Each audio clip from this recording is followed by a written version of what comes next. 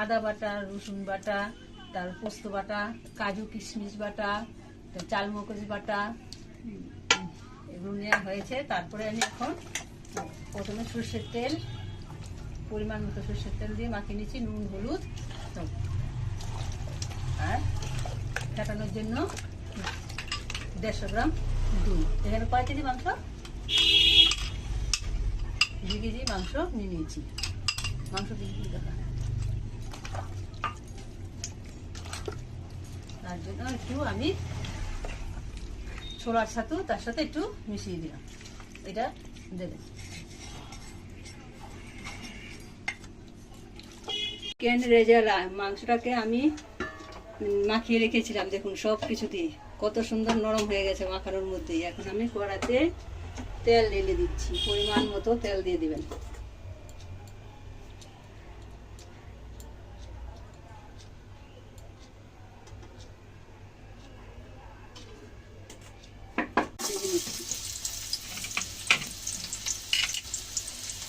বেরেস্তা করা হচ্ছে।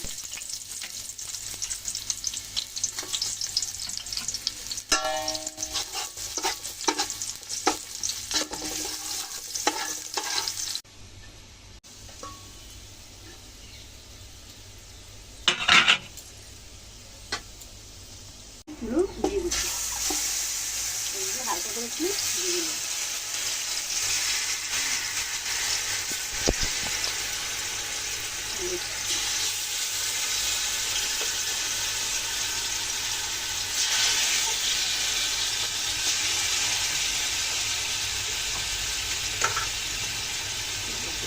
হালকা করে একটু ভেজে নেব।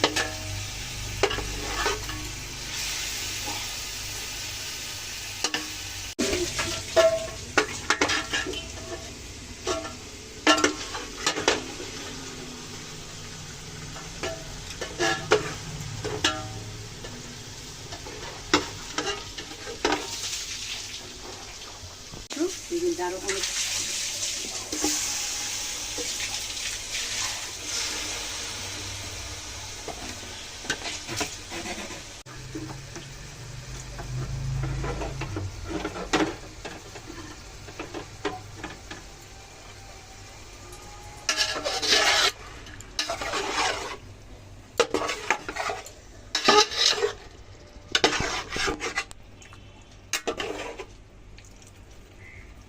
করে মাছটা একটু প্রথম ভেজে নেবেন। ভাজা হয়ে গেছে, মাংসগুলো এখানেই দিয়ে দিন, এই আগে তেল দিয়ে দিন।